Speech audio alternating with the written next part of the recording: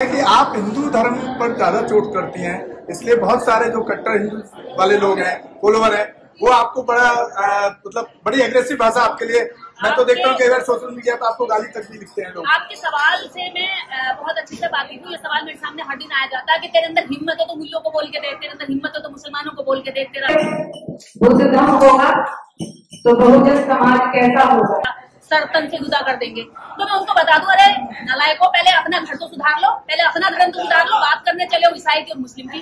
अरे तुम्हारे हिंदू धर्म में 6700 तकालीफ जाती है, तुम्हारे हिंदू धर्म में औरत को पैर की जूती माना जाता है, तुम्हारे हिंदू धर्म में दलित को, अछूत को इंसान नहीं माना जाता, जानवरों से बदतर माना जाता है, और बात करते हो दूसरे धर्म को सुधारने की।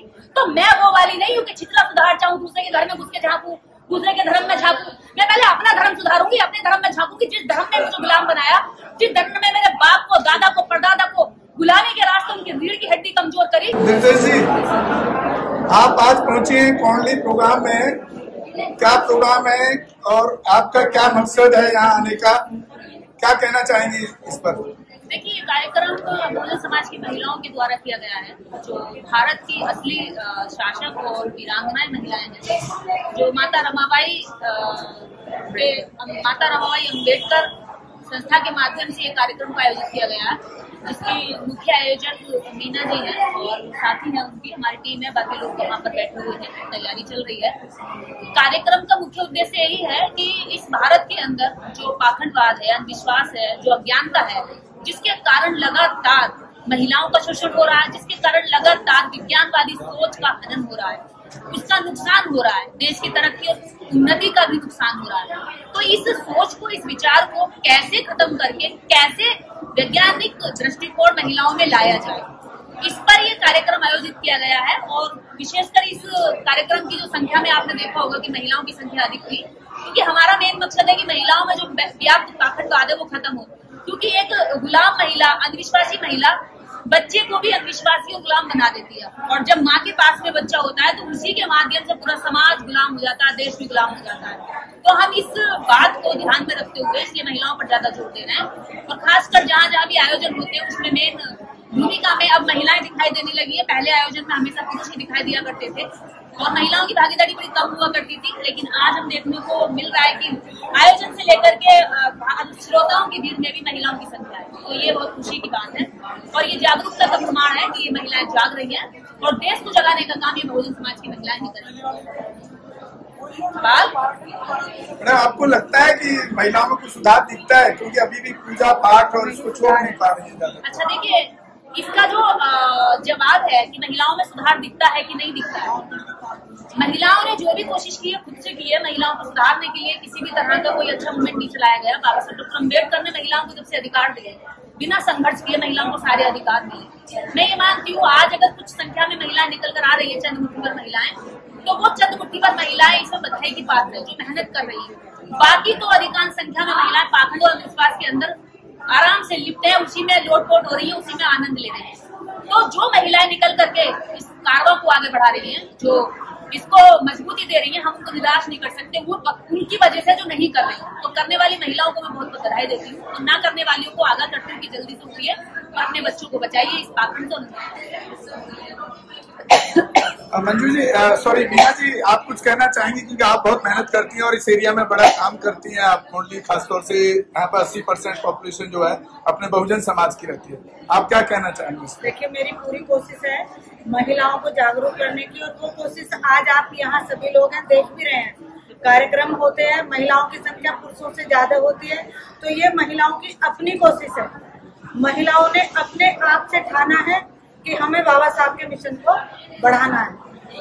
महिलाओं को हमेशा रोका गया कि तू रोटी बना, कपड़े धो, पोछा लगा, तेरा मिशन में कोई काम नहीं है। लेकिन जब उन्हें ये बताया गया कि मिशन ही महिलाओं से चल सकता है, ये मूवमेंट ही महिलाओं से बढ़ सकता है, बच्चों को, परिवार को अगर कोई जागरूक कर सकता है तो वो सिर्फ महिला कर सकती है, तब महिलाएं बाहर निकली और उन्होंने जागरूक करने का काम किया। और ये माता रमाबाई अम्बेडकर महिला संघ की पूरी कोशिश है कि वो अपने क्षेत्र में क्या, पूरे देश भर में महिलाओं को जागरूक करने का काम कर रही है। निर्देश जी, एक सवाल और है, जो दूसरी ताकतें हैं, मनुवादी और ब्राह्मणवादी, जिस तरह से आप एज ए महिला काम करती हैं, बाहर निकल करके या कुछ बहुजन एक्टिविस्ट भी या जो हमारे इंटेलेक्चुअल हैं उन पर बहुत बारी हमले होने के खतरा रहता है। हमले हुए भी हैं कई बार इस तरह के लोगों पे। तो आप जब निकलती हैं आपको डर नहीं लगता है? देखिए, जो मूर्खों का जो झुंड होता है उससे हमेशा डरना चाहिए और मूर्खों के झुंड में जाने से भी बचना चाहिए, क्योंकि मूर्खों के झुंड में ज्ञान की कोई कीमत नहीं होती है। ज्ञान उनको भगा सकता है, उनको उत्पाती मचाने के लिए अग्रेसिव कर सकता है। तो ऐसी स्थिति में हमें जरूरत है कि हम अपने लोगों में पहले जाएं, जो वास्तव में शांति प्रिय लोग हैं, जो समझने लायक लोग हैं। हम पहले अपने लोगों में जाके उनको जगा रहे हैं और हमारे हर शब्द का जो मीनिंग है वो कहीं ना कहीं इस देश की तरक्की, इस देश के लोगों के लिए है, इस देश को उन्नति के लिए है, ना कि हम किसी के विरोध में है। डर तब लगना चाहिए जब हम चोरी कर रहे हो, जब हम किसी का बुरा कर रहे हो। डर तब लगना चाहिए जब हम किसी का नुकसान करने निकले हो। हम किसी का नुकसान करने नहीं निकले इसलिए हम डरते भी नहीं है। हम बाबा साहब अम्बेडकर के बच्चे हैं, हम बुद्ध के विचार को लेकर निकले, तो हमें डरने की क्या जरूरत है। डरते तो वो लोग हैं हमसे जो पाखंड और अंधविश्वास के जरिए हमारे समाज को पूरा मूर्ख बनाकर अपनी दुकानें चला रहे हैं। तो वो हमसे डरते हैं, हमसे भयभीत रहते हैं। उस डर के तहत वो हमें धमकाने की भी कोशिश करते हैं, पर हमें लगता है कि ये डर और ये धमकाना उनका जब डॉक्टर अम्बेडकर पे काम नहीं आया, जब बुद्ध पे काम नहीं आया, कबीर पे, रविदास पे और ज्योतिबा फूले सावित्रीबाई फूले पे काम नहीं कर पाया, तो हम पे भी क्या कर पाए। नहीं, पर्टिकुलरली देखा गया है कि आप हिंदू धर्म पर ज्यादा चोट करती हैं, इसलिए बहुत सारे जो कट्टर हिंदू वाले लोग हैं, फॉलोवर हैं, वो आपको बड़ा मतलब बड़ी एग्रेसिव भाषा आपके लिए।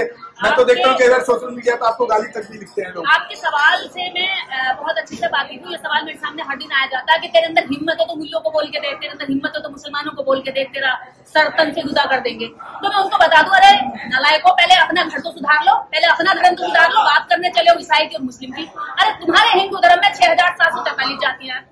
तुम्हारे हिंदू धर्म में औरत को पैर की जूती माना जाता है। तुम्हारे हिंदू धर्म में दलित को, अछूत को इंसान नहीं माना जाता, जानवरों से बदतर माना जाता है। और बात करते हो दूसरे धर्म को सुधारने की, तो मैं वो वाली नहीं हूँ कि छितला सुधार चाहूँ, दूसरे के घर में घुस के झांकू, दूसरे के धर्म में झांकू। मैं पहले अपना धर्म सुधारूंगी, अपने धर्म में झांकूंगी। जिस धर्म ने मुझे गुलाम बनाया, जिस धर्म में मेरे बाप को, दादा को, परदादा को गुलामी के रास्ते उनकी रीढ़ की हड्डी कमजोर करी, मैं पहले उस धर्म से सवाल करूंगी या अड़ोसी पड़ोसी से सवाल करूंगी। तो भैया ये जो आपका सवाल है, ये जो लोग बोलते हैं, मैं उनको बता दूं, हालांकि मेरे ऊपर ये आरोप लगता रहता है कि तुम एक धर्म को टारगेट करती हो। तो सुनो, मैं अंधविश्वास और पाखंड को टारगेट करती हूँ, लेकिन एक धर्म विशेष के लोग आकर के मुझे टारगेट करते हैं।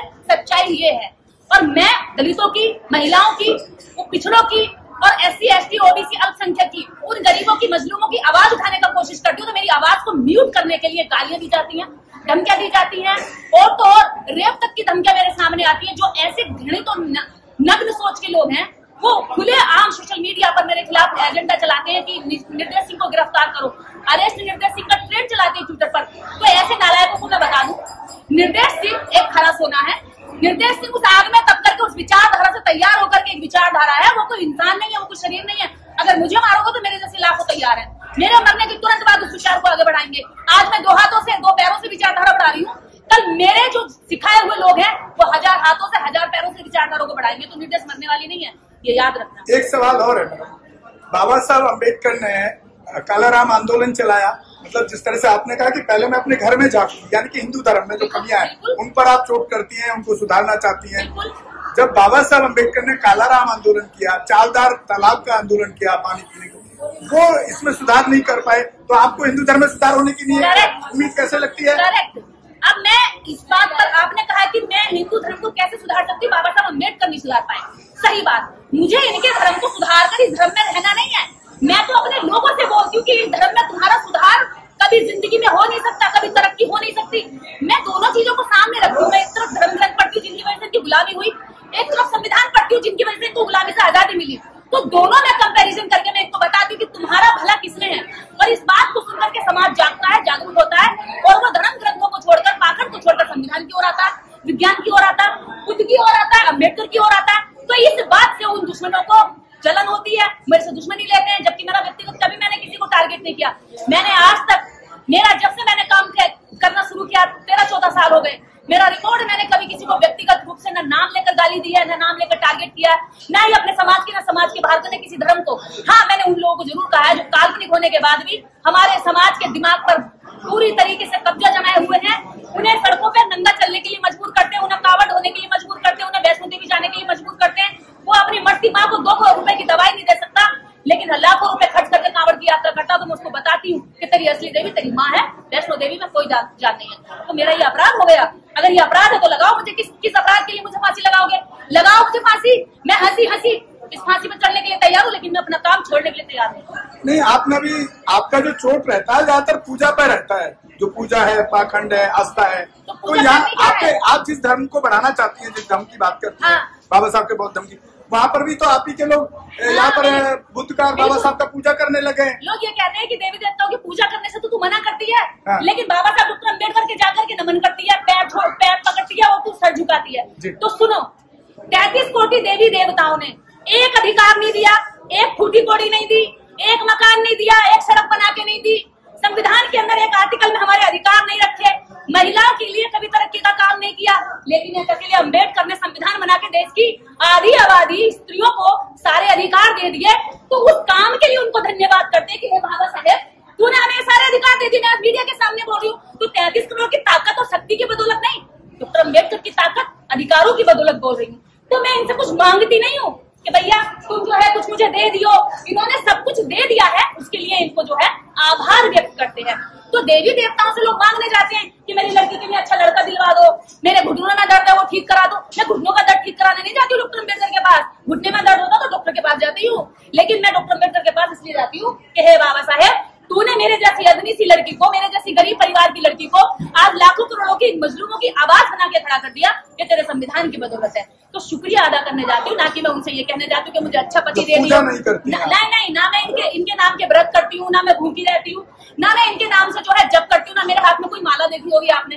बस हाँ, धन्यवाद ज्ञापित करती हूँ। अगर इन्होंने मेरे लिए कुछ अच्छा किया तो मैं मीना जी का भी धन्यवाद ज्ञापित करती हूँ। आज आपकी मैंने आपका धन्यवाद ज्ञापित किया कि आपने ये कार्यक्रम किया, आप लोग अच्छा काम कर रहे हैं, मैं आपका भी धन्यवाद ज्ञापित करूंगी। तो ये धन्यवाद ज्ञापित करने का मेरा तरीका है, हमारे लोगों का तरीका है, ना कि कुछ मांगने का। मेरे घुटने में दर्द होगा, मेरे सर में दर्द होगा तो मैं दवाई खाऊंगी, बाबा साहब के यहाँ फूल चढ़ा के अगरबत्ती लगा के नहीं दूंगी भैया मेरे सर का दर्द ठीक कर दो, क्योंकि मुझे पता है होने वाला नहीं है। तो इसलिए ऐसी बातें, भैया बातें, ऐसी बेकार के सवाल हमारे लोगों से जहाँ भी होते हैं वो इसका जवाब देना सीखें। हमारे चैनल लाइक, शेयर, सब्सक्राइब देखना मत भूलिएगा। जय हिंद, जय भारत, जय संविधान, नमो बुद्धाय। धन्यवाद। चैनल आर्थिक समस्या से गुजर रहा है।